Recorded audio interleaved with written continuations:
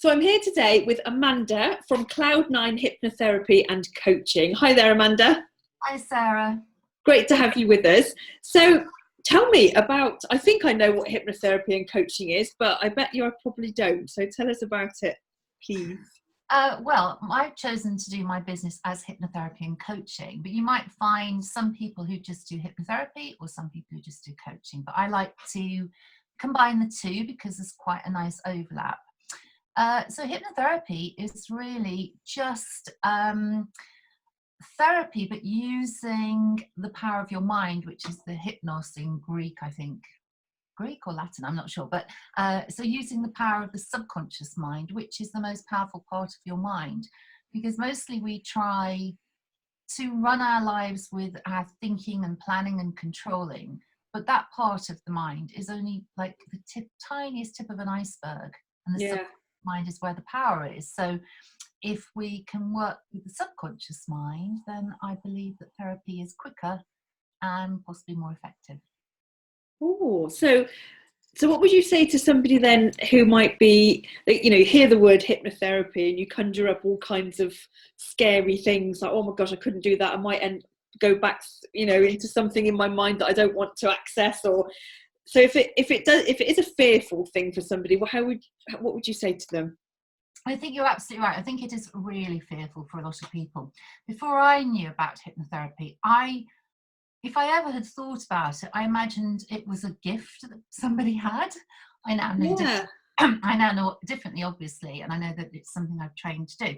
And actually, a lot of what I do in the initial contact with people, whether that's by the phone, over the phone, or through an email, or maybe I've met somebody out and about, is trying to help them not have that fear, to try and reassure them that it's actually okay.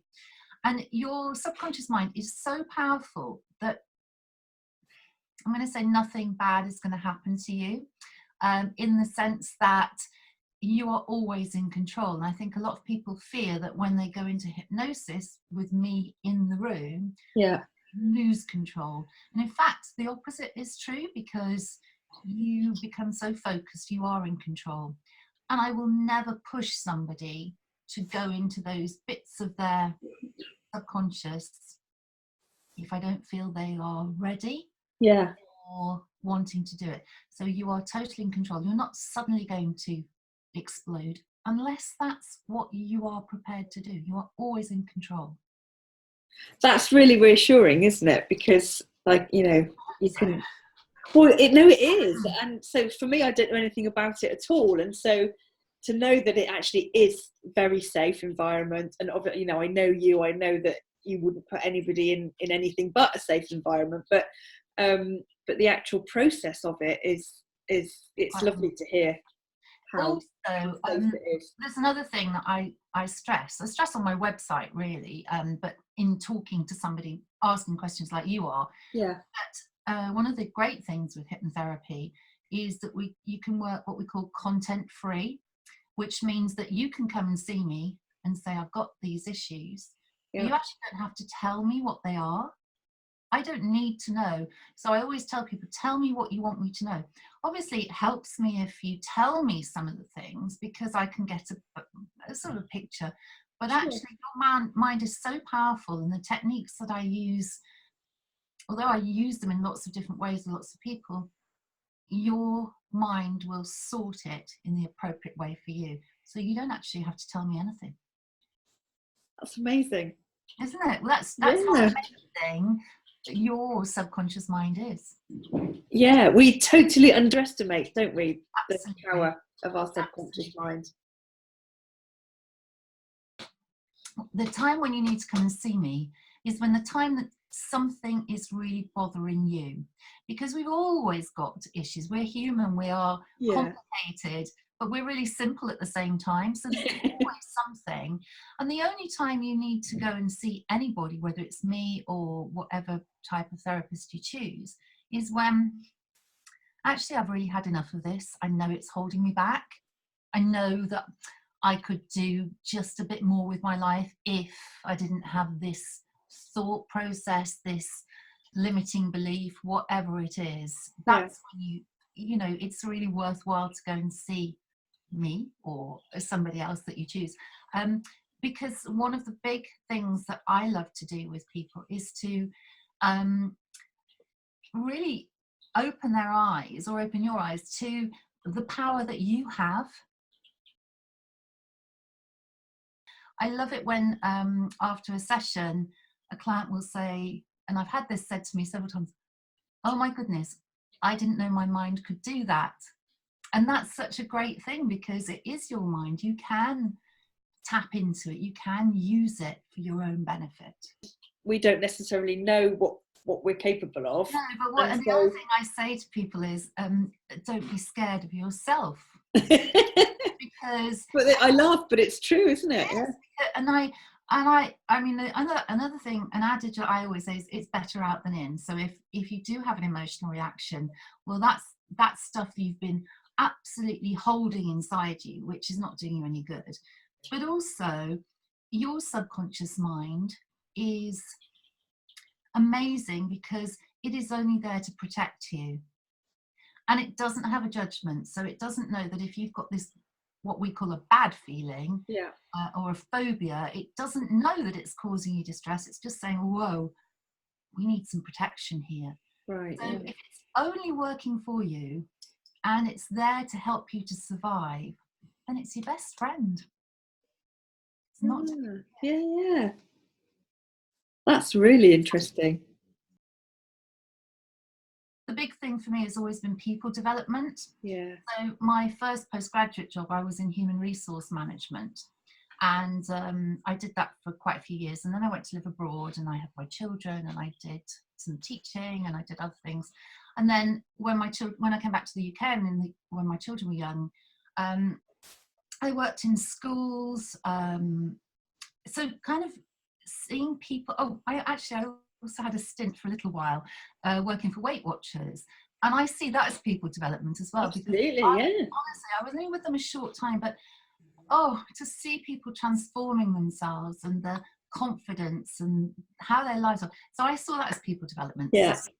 So that was kind of like, I thought, yeah, I love helping people to be their best. And then I had, while I was living abroad, I developed a huge fear of flying.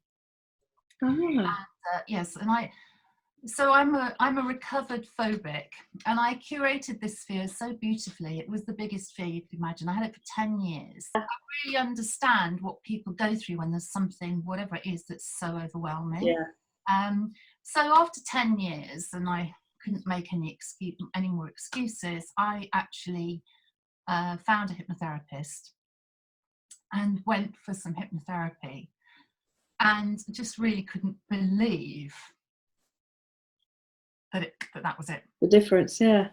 And I booked a flight for a few days after my final session, and it was the weirdest thing, because I had none of the anxiety on the run-up. I remember driving to the airport thinking, I'm going to start panicking in a minute, and I didn't. I remember all of the stages, all of my trigger stages, where that panic, that fear was going to be overwhelming, and it didn't happen. Yeah. And I just was blown away. And of course, I knew it was all in my mind. That's my tagline: it's all in your mind. Yeah. But I couldn't believe that this fear that I'd had for 10 years, that was so big. Oh God, I mean, you when you have a fear or anything, you become such an expert on it. And I couldn't believe it had just gone like that. And so then I thought, wow, this is amazing. I found out about how to become a hypnotherapist, and I thought, well, this is a fabulous tool for helping people with their development. So it kind of came full circle like that. One of my favorite areas of work is weight management. Yeah. And I do a package for that where I combine hypnosis and coaching, because with a lot of things where you want to make big changes, like to weight, you need to have the two levels going on. You need to have a plan. You can't magic away the weight. No. wise person once said to me, you didn't gain the weight overnight, so it's not just going to go like that. Absolutely right, yeah. Mindset can be changed. So that's the hypnosis part. Yes. And then I use a little bit of coaching to help people with practical tips and to discuss where they know their own pitfalls are going to be, so helping them through that. And then another big area I work with is personal coaching, and I call it personal coaching because it's all about you. Yeah. And getting to know yourself. And this is great for people who sometimes in life you kind of hit a wall. Yeah. I've had many. I've hit many in my time. I think we can all relate, can't we? Absolutely.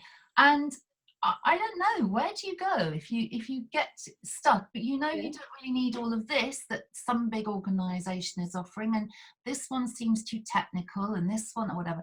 So personal coaching is really that step of taking some time out, having time. Usually I do 3 or 4 sessions where you get back to who you are now, because we change, and who you were 5 years ago, the things that are important are completely different. How to get some sort of balance. Brilliant. Oh, it's so rewarding what you do, isn't it? Absolutely. To see the changes in people, and it is incredible. And I do feel really privileged. I take it very seriously, but it is. It's really rewarding to have somebody say, "Oh my gosh, changed everything." So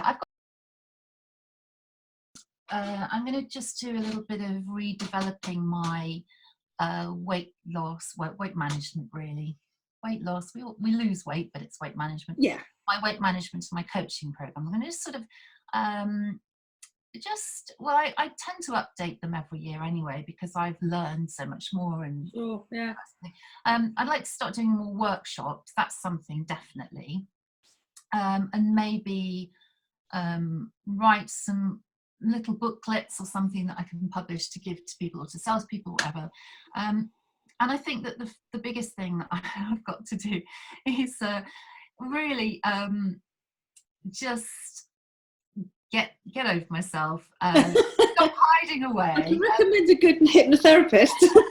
I am a natural. I'm a social introvert. Okay, so I'm quite an introverted person, but I'm very sociable. But I quite like to just get on with stuff. So I think that this year, I'm not going to say I think it. I know this year my plan is to just come out of hiding, and I really want to build my authentic social presence this year. So I've got off to quite a good start, but it's not my natural habitat to do that. But that's kind of got to be a bigger thing. I've got to get more presence online, I think, because I have a lot to share. Yeah.